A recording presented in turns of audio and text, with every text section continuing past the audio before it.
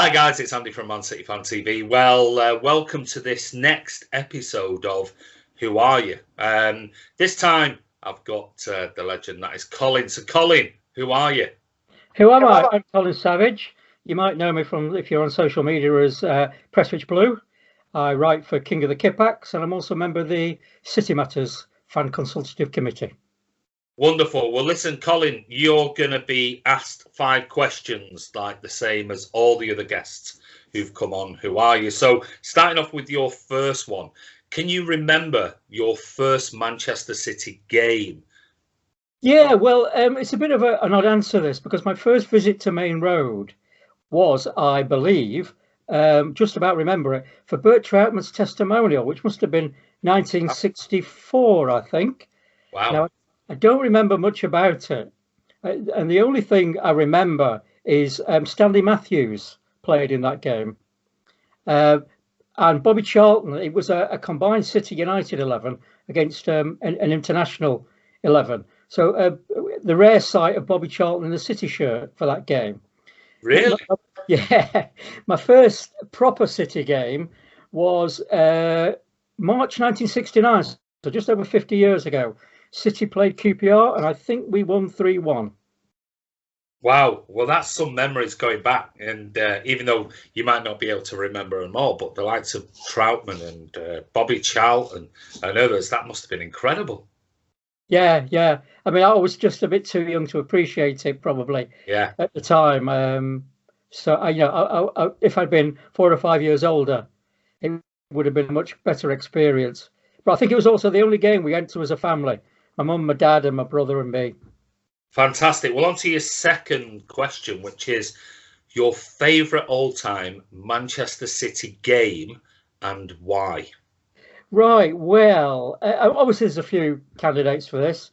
I'm going to avoid the obvious answers. So the QPR game, 2012, the 2 derbies in that season, various others.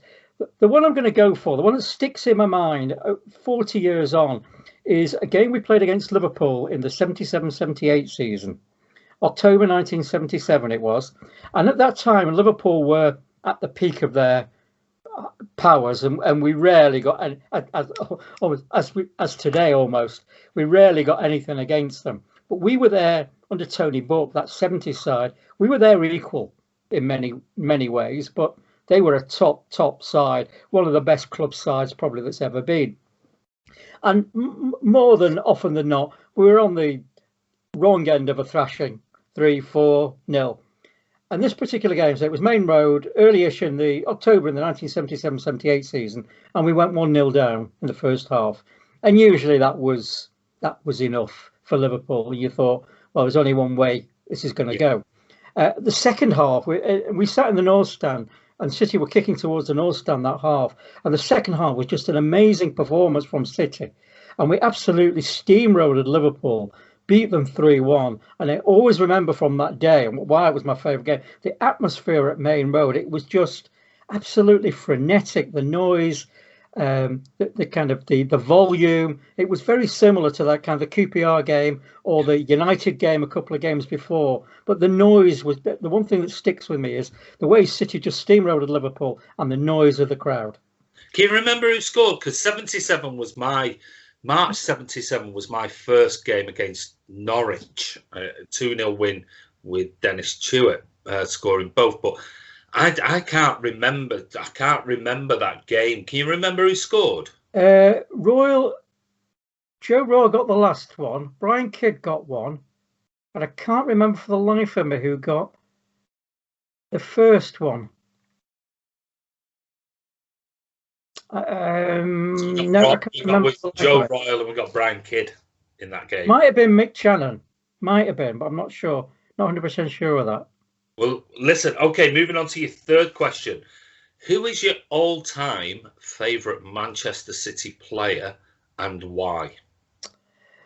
Well, I mean, we've got so many to choose from, haven't we? And but being a kind of child of the 60s, my favourite has got to be the King, Colin Bell.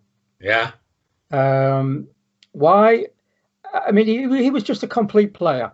It's very hard. People talk about David Silva, David Silva's the greatest player we ever had. And David Silva is a great player, but people compare him and Colin Bell, but it's a completely false comparison. Perhaps the nearest comparison, the best comparison, is Colin Bell, combination of Yaya Toure with his athleticism and Kevin De Bruyne with his tenacity and skill.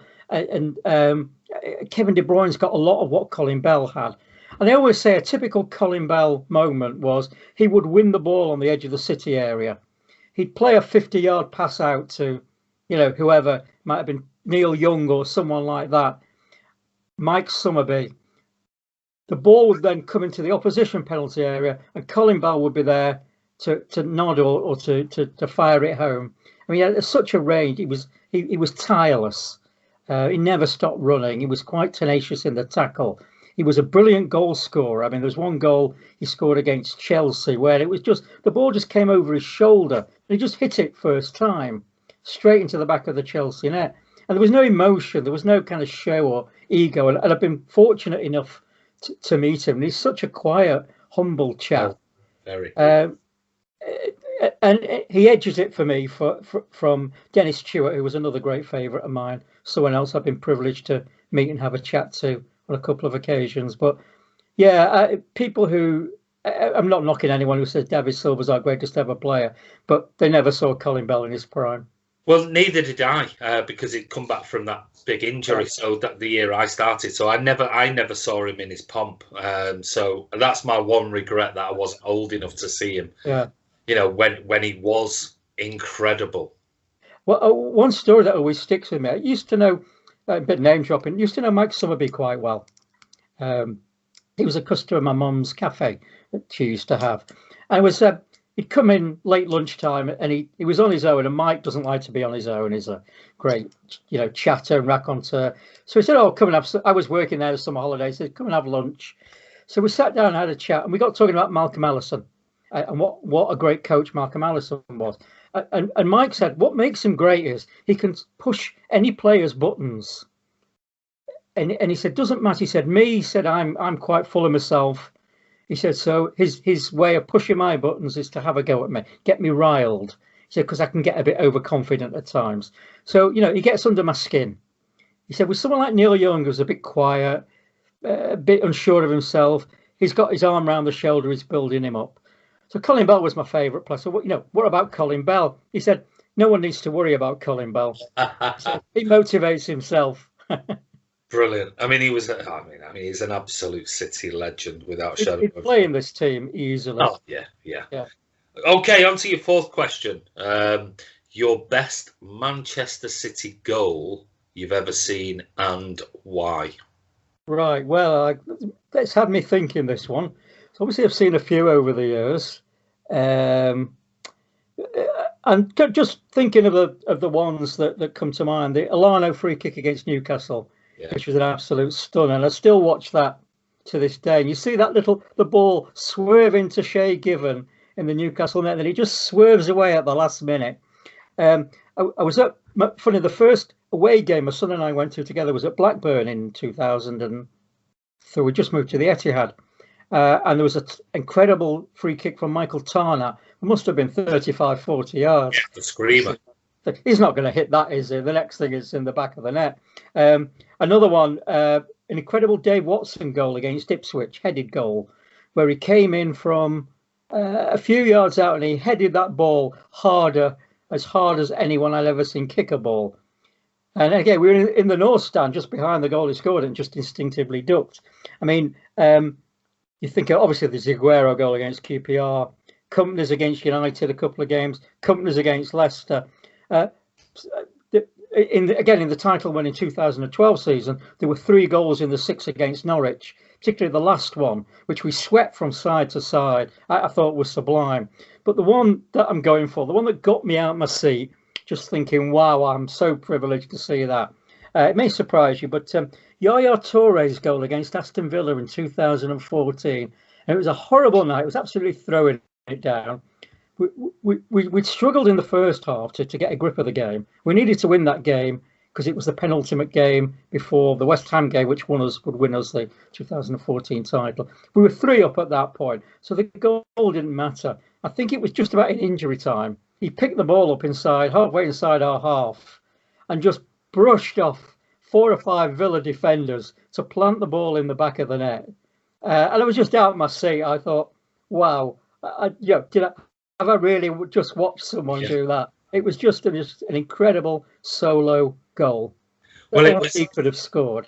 It was interesting because I interviewed one of my old Winningshaw friends, Donna, and her dad, who's 86, and a few weeks ago, and they were on the episode, and that was Donna's favourite goal. She said the same thing. It was just to see him just in full flow, full pomp, just brush people away, and then right at the last minute push the last defender away and place it in the in past the keeper. She said the same thing, which again sort of surprises me when you think of all these wonderful goals, but when you look back on it, it was just an amazing goal because he started off just inside his own half and then just went on this huge run that you're just thinking, what? Keep going again, and it was incredible, absolutely incredible. So on to your 5th and final question, and this has stumped a few people, and we've had a few answers the same and some real left field answers with this one. But if you could pick one player, past or present, dead or alive, ex-City or played for any team in world football, to play in this current Manchester City team under Pep Guardiola, who would it be and why?